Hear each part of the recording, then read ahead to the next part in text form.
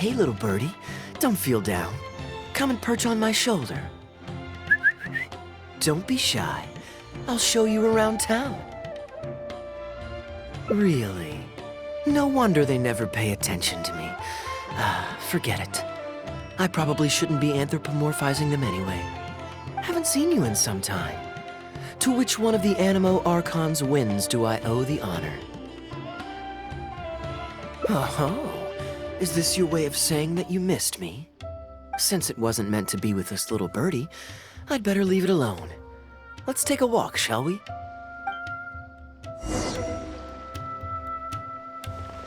If you're wondering why I'm here, Jean's been worrying about trade safety recently.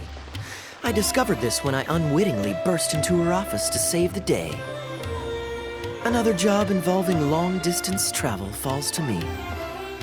I suppose it's my own fault for having such a strong sense of duty.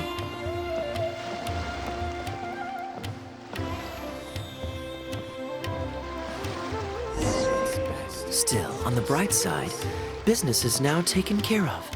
And I have unused travel funds, so I was planning to...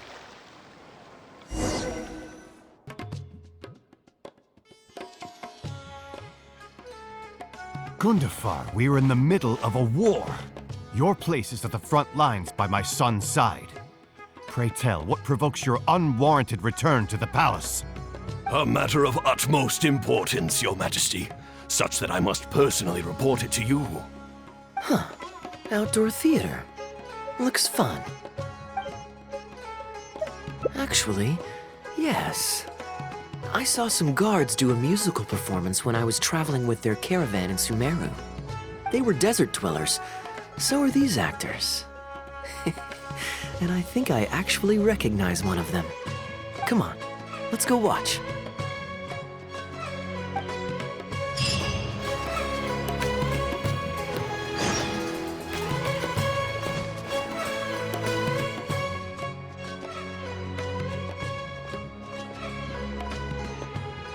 Your Majesty, not only has God bestowed the throne upon you, but your beloved son, Prince Kubad, has led our brave warriors to victory against Frasyav's army.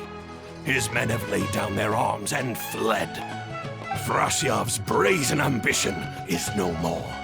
He has bowed his head and now presents to your Majesty an offering of treasures and hostages, as well as a plea for peace.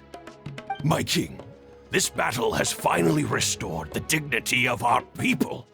Moreover, with Frasyav's offer of land comes the opportunity to expand our borders, as your Majesty so greatly wishes. His Highness the Prince and I believe this peace settlement will be a great boon to our nation. It is for this reason alone that I have removed my armor and made haste back to our halls from the front lines. My king, what say you to this proposal? Ah, it's the tale of Prince Kubad. Ever heard this one? Don't worry, I still remember the general plot. Let me fill you in on the background while the king deliberates. The main characters are the brilliant Prince Kubad and his war-hungry father, King Kabus. The one talking to the king right now is Gundafar, the prince's tutor. When the prince was young, the king was deceived by a malicious rumor that the prince had mistreated his stepmother. He demanded that the prince walk through a blazing fire to prove his innocence. Miraculously, the prince emerged unscathed, thus proving his innocence. But the seeds of doubt had already been sown in the king's mind. Now uneasy in the presence of his mistrustful father, the prince requested to be sent away to the battlefield where he would fight against Frasyav's army. That's the enemy general we heard them mention just now. This is the part where the prince has won the war and decided to forge a peace with the rival nation. He wrote a letter recommending peace to his father. Oh, it looks like the king's made up his mind. Let's keep watching. Frasyav lost because he did not have the blessing of God. Our God will always watch over us and punish our enemies. Once the bells of war have begun to toll, they shall not cease until the blood of our enemies fills the land. There can be no victory until the last enemy soldier has fallen.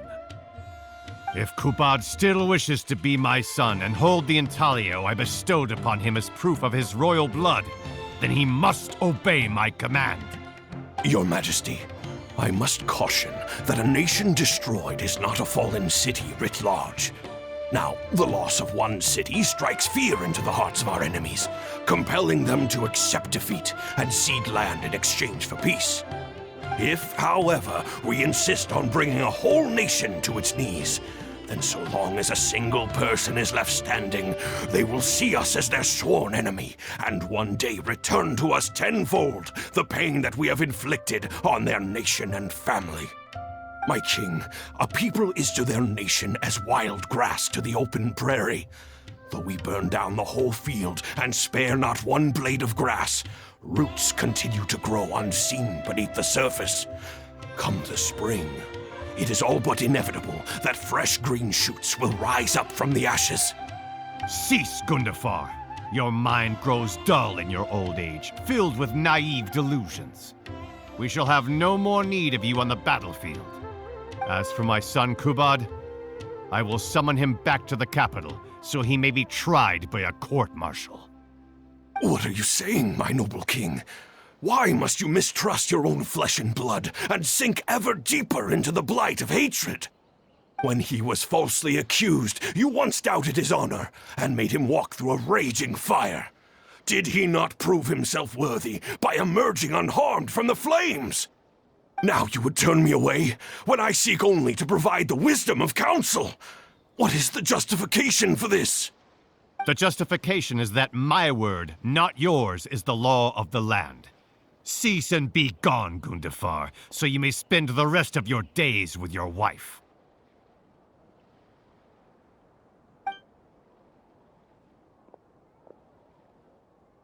What has become of the king that I served with my life? Fanaticism has robbed him of all reason and wisdom. Peace is surely the most favorable path for our nation, yet he refuses to accept it. I must think of a way to seize control of the army back from the hands of my wayward son, that they might continue the fight to the end. Perhaps the first task should be this. I shall send a loyal contingent of warriors to eliminate Frosyav and the hostages he has sent to our palace. Brilliant acting, Darbil. I saw you approaching us in the middle of the scene. I was worried that my performance would be subpar and you'd think I was just making a fool of myself. Not at all. Far from it. Actually, let me introduce you. This is Darbil, the actor for King Caboose. When we first got to know each other, he was still a guard for one of the merchant caravans. Seems like he's now made the switch to full-time acting. Nice to meet you. Any friend of Kaya's is a friend of mine. To be perfectly honest, I wasn't making all that much as a mercenary. It felt right to me to get away from the danger and live a more stable life. I was already pretty good at telling stories, so I just recruited a few friends and started performing shows all over the country. Full disclosure, we had to put this little stage together using whatever wood and cloth we could borrow. It's really low budget. Anyway, we're all good enough at acting to get through the motions, but none of us are any good at coming up with a script. Everything we tried to write just sounded off somehow. So I got a student from the academia to adapt an old story I knew to make it more appealing to our audience. What do you think? Passable? I could tell that you've had someone tighten up the lines. They turned out very nicely. That's good. Well, as you can see, even now, we still don't have much of an audience. Don't suppose you'd be interested to see the rest of the show? Sure, why not? I don't have anything pressing lined up. And I don't think the Traveler does either. Tickets for 2, please. How much would that be? There's no need for tickets. You could just get some food from Jafar Tavern. We've worked out an arrangement with them. We've actually found a sponsor for this performance, too. He's not too happy about the poor turnout, though. I doubt we'll be able to keep him for the next performance. A real pity. But what can you do, huh? Darbil Asgar still hasn't shown up for the next scene. We should get his costume and sword out so they'll be ready to go the moment he gets here. My apologies. I have to get ready for the upcoming scene. I'll see you from the stage. Talk to the bartender if you want a drink. What you see is what we've got. Would you two like to order some food? What can I get you? If you're looking for recommendations, today's special is the tandoori roast chicken.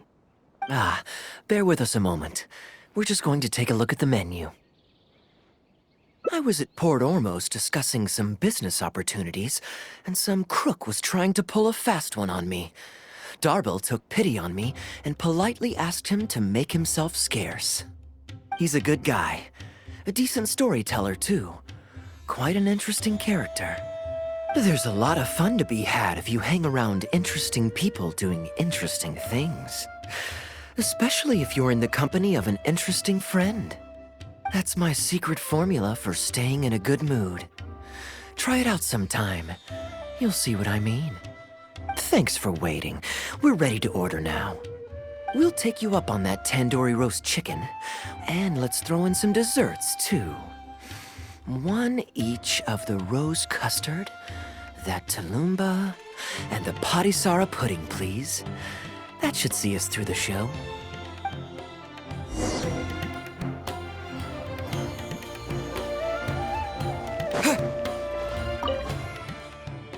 We've got good seats, close to the stage, but also not too crowded. We can watch the show as we eat. If I remember correctly, the next scene should focus on the prince. But I won't spoil it for you. You have to experience it for yourself. I don't tend to judge a story's worth by my personal affinity for it. But if you want to know my opinion, I'd say it's a fine tale, with a classical flavor that makes it a story for the ages. History always repeats itself. When you keep this in mind and watch out for the echoes of past events in the present, things that appear unfathomable at first glance become much easier to comprehend. Here you are. The check's on the table, too. Just call me over when you're ready to settle up. No need. I'll pay up front. Here. Keep the change. Thank you, sir. Oh, but this is too generous. Call it a token of my gratitude for the excellent service. The food all smells wonderful, too, so please pass my compliments to the chef. Thank you so much, sir. Let's dig in, traveler. Hey, Kaya. I'm so sorry, but the actor who plays the prince has run into some difficulties and won't be able to make it. We can't do the rest of the show without him, so I'm really, really sorry, but we'll have to call the show right here.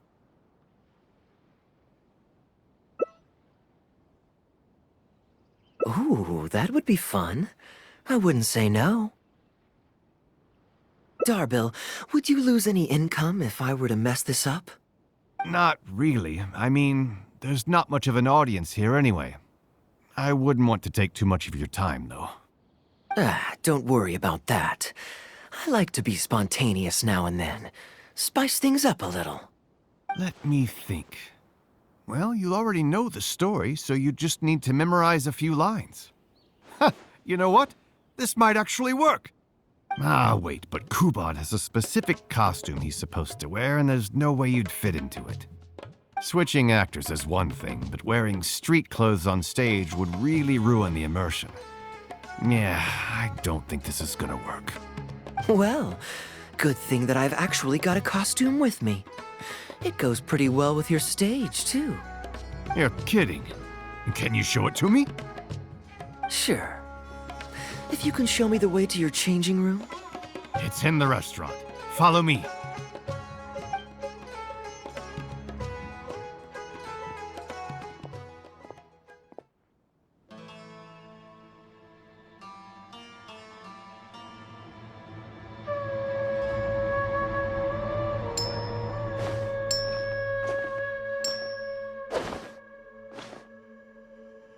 Gotta say, I think I actually look pretty dapper in this. It's a pity I don't have many opportunities to wear it in public. Uh-oh, not a fan of me as a prince? I'll have to act my heart out so you'll be too dazzled to make any digs. Kaya, here's your script for the next scene. It's not too long, but you also don't have very long to prepare. Do you think you can memorize your lines in time? Only one way to find out. Okay, I think we've covered all your lines and movements on stage. You haven't had long to prepare, so don't worry about forgetting your lines. We'll remind you. All right, I'm good to go. Great. Then let's get this show on the road.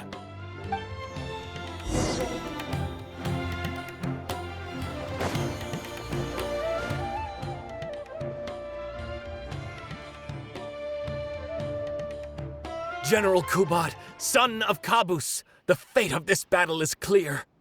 I beg you, please spare my few remaining men. They no longer have the strength to fight back. Frasyav, though you now lead only the husk of a once mighty army, I have no desire to crush your dignity. Even your most savage warriors have no desire to see further bloodshed, and none among your ranks have opposed these peace talks. Nevertheless, I must hear it from you one final time. General Frasyav, do you agree to sign a treaty in good faith and commit from this day forth to peace between our nations? With my army in ruins, I am in no position to do otherwise, but on this, I give you my word. Yes, let us end our hostilities and send our surviving men home to their families. We share the desire to lay down our arms for good and liberate our hearts from the dirge of hatred. Then as God above is our witness, by the authority vested in me by this intaglio of King Kabus, I hereby declare that I will spare your hostages and what remains of your army. May peace be restored to this land, and may these fields of war become a place where crops grow aplenty. My tutor, Gundafar, has already made haste to my father, the king, with the recommendation of a truce. It is my sincere hope that he will see that peace as a path to prosperity and grant me his blessing. Prince Kubad, your name is renowned throughout your land and ours. I will place my hope in your words. One will find on a battlefield no master of ceremonies, nor the paper on which a treaty may be signed. In their absence, let us raise our weapons and swear an oath. I, Kubad, son of Kabus, hereby pledge protection to you and all of your kin. May the oceans be stained red with my blood if I am ever to renounce this oath. Wow, your friend is so dreamy. He's not a real prince by any chance, is he? Hey, Rishana, you don't want to miss this. The good-looking guy who left that huge tip is acting on stage with Darbil's troupe. Darbil's one lucky man. I return, Your Highness. I hope I'm not too late. Have you already promised peace to Frasyav? Nay, I am not so rash as to preempt my father's blessing. I promised only what I could so far, the safety of his kin. My child, I must share with you the gravest news. Kabus has become blinded by fanaticism and hatred, and will stop at nothing to vanquish every last man under Frasyav's lead. How can this be? You mean to say that my father has rejected our proposal for peace? He has indeed. I urged him to reconsider, and for this I was rebuked and dismissed from his service. But far stricter punishment than this awaits you, should you return home with your troops. Please heed my warnings, dear child. I dare not imagine what unspeakable atrocities your father intends to commit. Nay, the truce must stand. I cannot renounce my oath. How can man claim to stand above beast without remaining true to his word? The masses have grown weary of death and conflict in both our nation and theirs. Are we all now to bend to his will and massacre countless more to satisfy a desire that is his alone? When I departed my beloved home to fight in a foreign land, I did so to honor his wishes and for my duty to our people. Alas, is this fate's grand design? Is this fate's grand design? Kaya, the next line is, "Alas, is this fate's grand design, that I should spend the rest of my days in a foreign land, till I am laid to rest in a grave far from home?" Must it be so? Huh? Wait, that's not part of the script. Kaya, did you not hear me? My dear audience, I ask you this. Do you believe in fate? If fate decreed that your life was to end in tragedy, what would you do?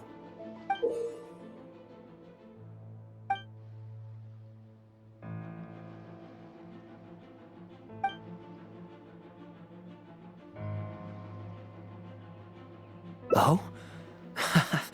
Then so must it be. Yes, so must it be. I shall discard this intaglio and rid myself of the shackles of fate. Wait, but that's not... My dear prince, do you intend to betray your father and abandon your heritage? Fate means to send the machinations of war to every corner of the land, to fan the flames of conflict till they engulf the entire world. Fate would see my sword tainted with the blood of innocence, that the bright banner of my homeland might fly in every nation known to mankind.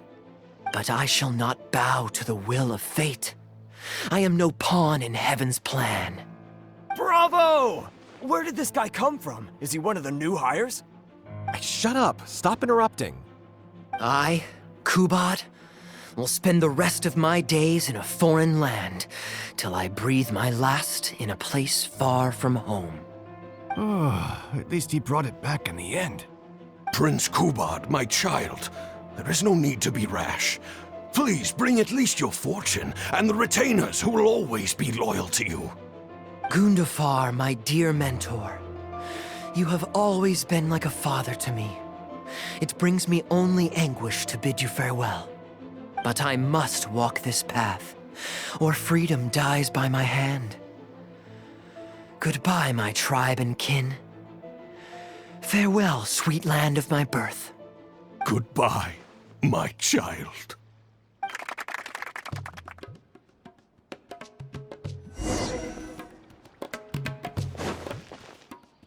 Ooh, it's Prince Kubad. Could I please get your autograph? Why, certainly, ma'am. Ooh, thank you. I'll just go find a pen. Feeling more like a fan now? Acting is quite fun.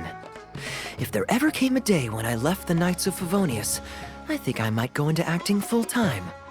Darbil, could you introduce me to this young man? My apologies, Master Toos. I somehow missed you in the crowd earlier. I was some distance away. I just came over near the end after I noticed the large crowd gathered around the stage. The performance was outstanding across the board. I knew that the poor turnout over the past few days was just bad luck. It was only ever a matter of time before you hit it big. The improvised section was particularly good. I think you could include some improvisation as a staple in future performances. As for the prop he threw, no need to get it back. It's fairly cheap anyway. Thank you, sir. And a big thanks also to our wonderful prince. Had Kaya not agreed to fill in, we might have disbanded right on the spot. Kaya, was it? Well, young man, I must say, you've made quite the impression on me. My caravan is always loaded with the finest food and wines. You're welcome to visit at any time. Thank you for the invite, sir, but I'm afraid I've reached the end of my time in Sumeru. I'm sure that my friends and family in Mondstadt must be missing me terribly. Well then, consider it an open invitation. Once you've been bitten by the travel bug, my friend, you'll be getting itchy feet again before too long. My door is always open. If you're ever interested, please ask Darbil to reach out to me. Darbil, we can continue discussions on the sponsorship once you've wrapped up today's show. I'm going back to the inn. Thank you so much, Master Toos. I'll see you shortly. Seriously, Kaya, thank you for bailing me out again. You're a good guy. May the gods bless you. You know, you should stay for a few more days. I owe you a meal at the very least. Darbil, Asgar is back. He lost track of time playing Genius Invocation TCG. You've got to sort him out. Genius Invocation again? Ah, that does it. That kid's not getting away with it this time. Please excuse me, Kaya. I will be right back. Sure, there's no rush. Okay, I think they're all gone. Let's slip away now while we can.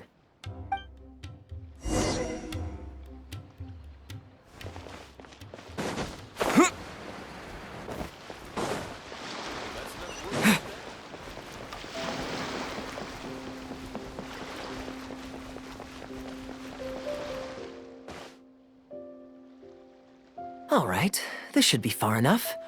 Don't think they'll find me here. People were starting to expect a lot of things that I didn't sign up for. Besides, the missing actor is back now. Darbil shouldn't be needing me to stand in again. I don't mind socializing, but compared to chatting over food and drink, I much prefer just going wild on the stage. What about you? Did you enjoy the show? Oh? I was expecting a lengthier critique, but you've thrown the question right back at me. Sneaky. All right, I'll rise to your challenge. Let me think. All the world's a stage, and all the people merely players. Does that answer your question? Perhaps there's an inept god out there deciding everyone's fates, much like the academia student drafting Darbil's scripts. Yeah. Inept is a good word for it. Honestly, it might even be a little too civil to describe a god who turns fathers against their sons and is bent on endless warmongering, don't you think? Anyway, that's exactly why actors need to wake up and realize they don't have to follow the script. There's nothing to stop them from following their gut and making it up as they go along. Oh, my dear traveler, please don't take me too literally. I don't want you to get the wrong idea. The god is just a figure of speech. The real point I'm making is about the actors. Everyone, you and I included, is both an actor and a member of the audience. If you don't like the script, just walk off the stage and join the audience. You always have a choice. A little too obtuse? Well, don't dwell on it. It's nothing worth losing sleep over. I was just thinking aloud. Relax, be yourself, do your thing. That's all I'm really trying to say. When I did my little bit of audience interaction back there, you had no time to prepare. You had to just say what you thought in the moment. I think those spontaneous thoughts are often the most authentic. And that's why I liked your answer. You're still holding on to the intaglio I threw you from the stage, right? Keep it. Think of it as a souvenir from my improvised performance. It's been the most fascinating day, hasn't it, little birdie?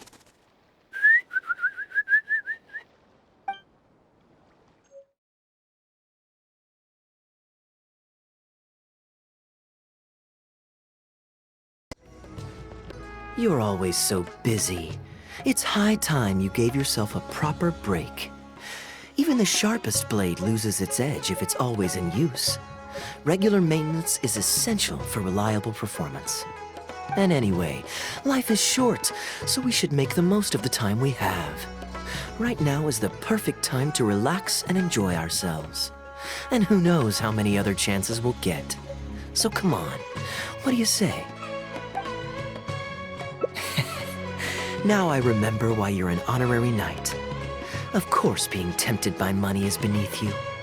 Your honest character is dazzling to behold. Like the sunlight reflecting off the surface of Cider Lake in the late fall, I hold my hands up. My thinking was mistaken. In that case, I guess today's end-of-trip blowout is canceled. I shall pack my luggage and prepare to return to Mondstadt. Oh, you'd do that for me? Well, this wasn't what I'd originally planned, but it's a very welcome development.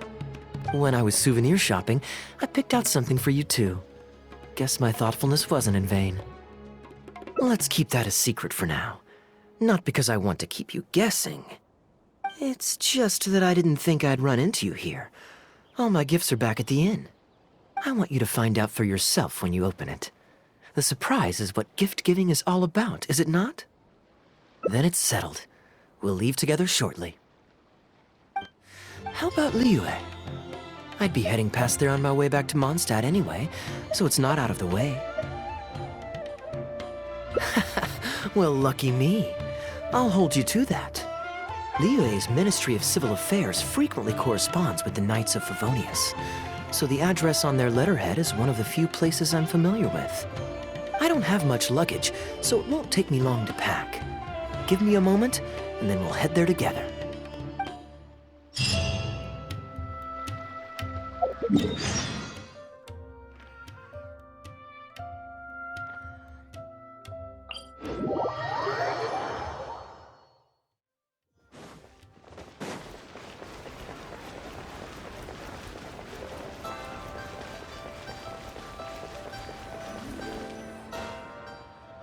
I've heard that there's lots to see and do in Liyue, but I'm sure you're more familiar with the place than I am, so I'll leave the itinerary to you. Excellent. Well, hopefully I'll get to know some of these friends for myself. It's such a satisfying feeling to just drop everything, go on a long trip, and see something new.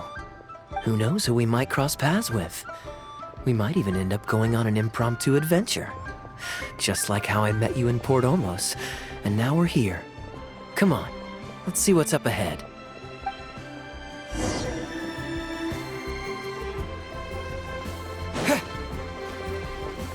Do you know this shop? It looks pretty nice from the outside. Shall we take a look? Welcome to Mingxing Jewelry. We are a long-established trader of precious stones. Is there anything in particular you're looking for? Let me see. Ah, some nice jewelry you've got here. Maybe I can grab something with a local flavor as a souvenir. What do you think, traveler? See anything that suits my style? I trust your judgment. Ah, you're interested in souvenirs. If you're struggling to decide, you might want to consider getting some jade. You can't go wrong with a nice jade pendant. They're an elegant addition to your look, whatever your age or gender. If you're looking for a specific design, we can make it to your specifications. It does take some time to fulfill an order, however. High-quality jade is hard to come by, so our waiting list is at least a couple of weeks. Oh, that's a pity. I'm just visiting and I won't be in town for very long. So as much as it pains me to do so, I'm afraid I'll have to leave this beautiful bijou behind. No worries at all, sir. If you're looking for something off the shelf, why not go and see Mr. Shurto at the Jade Mystery? Exactly. But on that note, let me give you a word of advice. There's no risk in purchasing a piece of jade that's already been cut. But you could lose all of your mora betting on uncut rocks. I won't say any more, as I don't want my fellow vendors to think I'm bad-mouthing them. But I think you catch my drift. It's only human nature to spend a little when you're on a trip, but don't be too hasty to part with your cash. The Ministry of Civil Affairs takes everyone's economic well-being very seriously, and they often send out the Millilith to spread public awareness of well-known scams. As guests here, I'd encourage you to watch out for anyone trying to rip you off.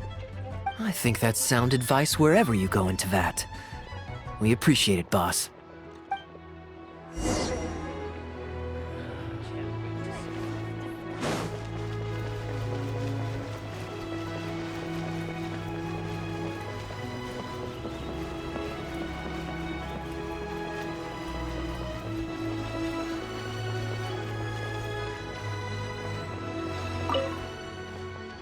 Welcome! Looking for uncut stones or pre-cut jade? We've got plenty of both for your viewing pleasure. Uncut stones. Ah yes, we were just briefed on that. Let's take a look at the pre-cut jade. I believe I detect a quiet but distinct tone of apprehension in your words. Please rest assured, there's nothing to be quite so wary about with my business. Feel free to peruse at your leisure. I think you'll find that everything I do here is entirely above board and legitimate, and I sell only pure and unadulterated goods. No scam guaranteed. Sure, you can bet on jade and lose if you're unlucky, but that doesn't make it a scam. My terms are clear and transparent, and I only do business with willing customers. What scammer can claim that? Sounds perfectly reasonable. At the end of the day, It doesn't matter how much the vendor is charging. If the customer decides to hand over their money, they're taking the bait of their own free will. Yes, exactly. I'm glad you understand. Although your peculiar phrasing at the end there, you almost make it sound as if I really am scamming people. Anyway, betting on Jade is what it is. Feel free to try your luck, but if you can't afford to lose, then it's not for you. We don't need to cause each other any trouble. I'll leave you to browse at your own pace now while I deal with other potential customers. Amber-colored jade would probably make for a good souvenir. Why not? This is a quirky little place. Somehow, I'm inclined to entertain him for a bit. Well, if you're not interested, then I guess we'll pass.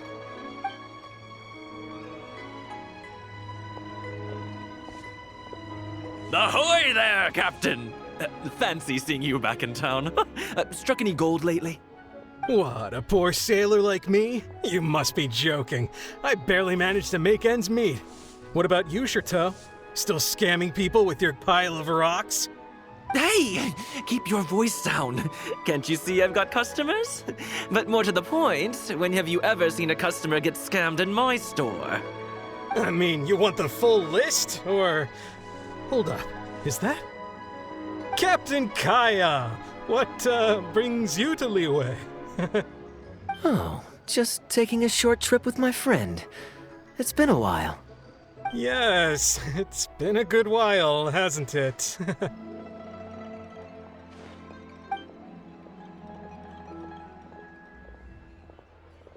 Anywhere you'd recommend I visit while I'm here? Let me think. Wanmin Restaurant's always a pretty good bet. Chef Mao's daughter is a skilled chef, and their prices are very reasonable. My wife can't get enough of their boiled fish. You could give that a try. And, speaking of my wife, she won't let me forget what a great help you've been to us before. So thank you, on her behalf. Your wife? Ah, yes. How is she doing these days? Keeping well? Very well, thank you. Very well. Anyway, I've got something I need to do down at the South Wharf, so my apologies, Captain Kaya, but I'd better get going. All right. See you. Ah, I finally remembered who that was. Captain Wu. He runs a transport business between Mondstadt and Liyue. I see. So you went through that whole conversation with no idea who you were talking to. Well, that explains the generic pleasantries and the general awkwardness. Old Wu's usually quite the chatterbox, so it's very unusual for him to just take off mid-conversation. How exactly do you two know each other anyway? Nope, that's not it. I don't give out loans. It's pretty straightforward, honestly. The captain was making a delivery to Mondstadt when his ship sprang a leak. He overexerted himself fixing it and keeping the cargo dry, and ended up passing out from exhaustion. I took him to Mondstadt to recover. Well, it still seems strange to me. Sure, he's hardly the most charming conversationalist, and he's also mighty stubborn, but all of us know Old Wu is an honest and kind-hearted man. His eldest was once playing on that big rock over there when he took a tumble and injured himself. I helped to patch the kid up, and the next day, Old Wu was here to buy a couple of uncut stones. I'm just surprised he was so quick to excuse himself, that's all. Normally, he's the kind of guy who, if you run into him on the street and he owes you a favor, he'll grab you by the hand and thank you profusely until you ask him to stop. Well, stubborn, I can believe. Someone had drilled a gaping hole in his ship, and the water was coming in fast. How he managed to make it all the way to Mondstadt, not to mention with his cargo intact, I have no idea. Someone drilled a hole in his ship? Oh dear.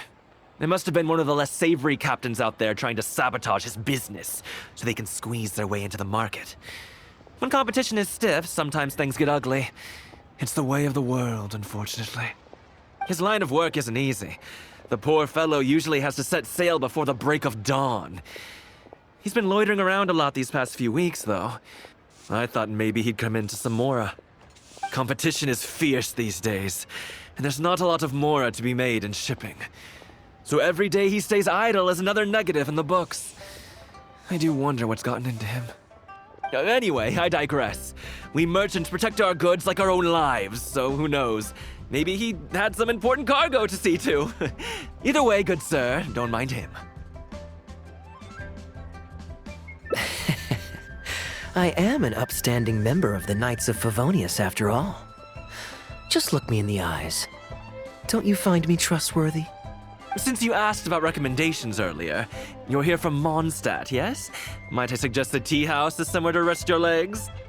If memory serves, they're just about to retell the tale of Bravebeard the Valiant from the top. Why not pay them a visit? Huh.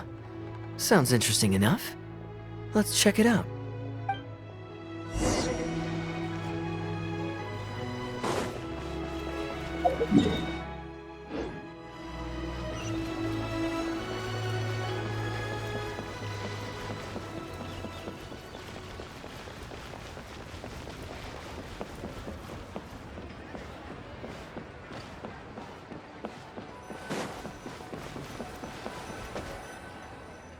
Huh. So this is the Huyu Tea House. We meet again, Captain Kaya. What a coincidence. Twice in one day. Oh, that didn't take me long, and I ran the whole way. Wu, weren't you just at Wanwen Bookhouse buying a book for your daughter? What's this talk about the wharf? Shh, just leave it be, Aunt Jong. There's no need to embarrass him right in front of everyone else. I take it that you two aren't from around these parts. I'm a caravan guard by trade, and meeting people from all over the world is one of the main perks of the job for me. Why don't you join my table so we can get to know each other? Oh, seems like the tea house is the place to be in Liyue. Feels like I'm back in the angel share. Did you manage to get something for your daughter just now, Captain Wu? Yes, thank you. If it weren't for you, Captain Kaya, she might not have even made it into this world. I'm so lost, Wu. What's the story here? Your wife's originally from Mondstadt, isn't she? Did you run into Captain Kaya when you were there on business, or when you were visiting the in-laws? The latter. Oh, this is so humiliating. Anyway, back when my wife was pregnant, we were taking a trip to Mondstadt to visit her parents this one time, when we were mugged by a group of treasure hoarders near Dawn Winery. Oh, that sounds awful. Were either of you hurt? I mean, he's still here, and he's still got all his limbs, so they can't have roughed him up too bad. I'm guessing Captain Kaya stepped in before they could do either of you any serious harm, huh? Yes, he did. Thankfully, he heard my wife crying for help and drove them away. My wife was injured and quite shaken up by the ordeal, so he took her to the winery and asked them to look after her. So what happened to you? Where did you disappear to? I was in the water. Huh? What did you jump in the water for? You know they can still get you in there, right? No, that's not... They threw me into the water and, stripped me of all my clothes. They did what? Did they have a weird fetish or something? Stripping a sailor naked and throwing him into the water? It's not like you were going to drown. So, then what? I take it you swam to shore? The treasure hoarders always move in groups, and fighting back when you're outnumbered isn't usually an option. It's no surprise that they quickly overpowered Captain Wu. I'm just glad that everyone made it out all right at the end. Captain Kaya, please, there's no need for you to try to save face for me like this. I already owe you so much. You don't have to do anything more. Yet, despite that, I somehow only ended up humiliating myself further. Oh, there's no point in me trying to save face now. They tossed me into the water to humiliate me, and to use it as leverage to get my wife to pay up. But they didn't know that I could swim. What I'd intended was to pretend to drown, then sneak back onto shore while they weren't looking, and find a way to rescue my wife. That was before Captain Kaya appeared out of nowhere and saved the day. So then I figured I'd get out of the water, get dressed, and catch up with you. But God knows what they did with my clothes. I couldn't find them anywhere. By the time I gave up looking for them, you were most of the way to the winery, so I had to run after you with nary a thing on myself. Outrageous! So, what happened next? I made it to the winery, but the maids noticed me first, and they called the Lord of the Manor out to give me the beating the treasure hoarders never got around to. After my wife recovered consciousness, she had to have a long talk with the young lord to explain everything. He then escorted us both safely to Stonegate. Oh, whoa. I'm sorry. But...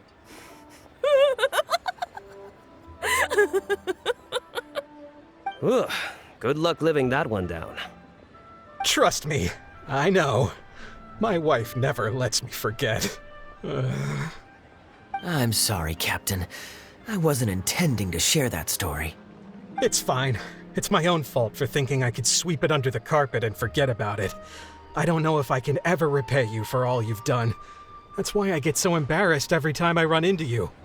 Still, it won't stop me from trying. You and your friend are here to catch the storyteller, right? The tea's on me. It's the least I can do. In fact, they do serve some food here, too, but it's not the best. Okay, let me run and get some fruit to share. I'll be right back.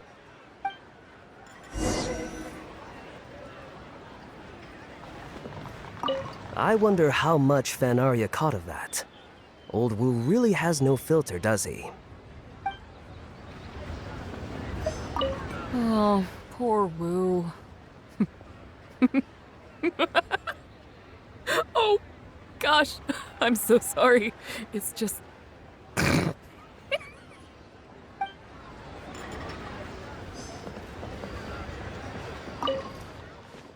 He really didn't have to share all the details of that story. But since he didn't seem to mind, I wasn't about to stop him. I did actually forget at first, but once he brought up his daughter, the memory of his naked escapades came flooding back. D-Luke thought some pervert was harassing the maids. He charged straight out the door, great sword in hand and raring to go. I haven't seen him so angry in a long time. So many people owe me favors nowadays. It's hard to keep track of them all. I really should go check my favors ledger once I'm back and refresh my memory. Hey, you didn't think I was being serious, did you? Do I really strike you as the kind of person to keep track of favors in a notebook? I just helped the guy out on a couple of occasions because I happened to be in the right place at the right time. I have no intention of asking him to do anything for me in return. At least, not so far.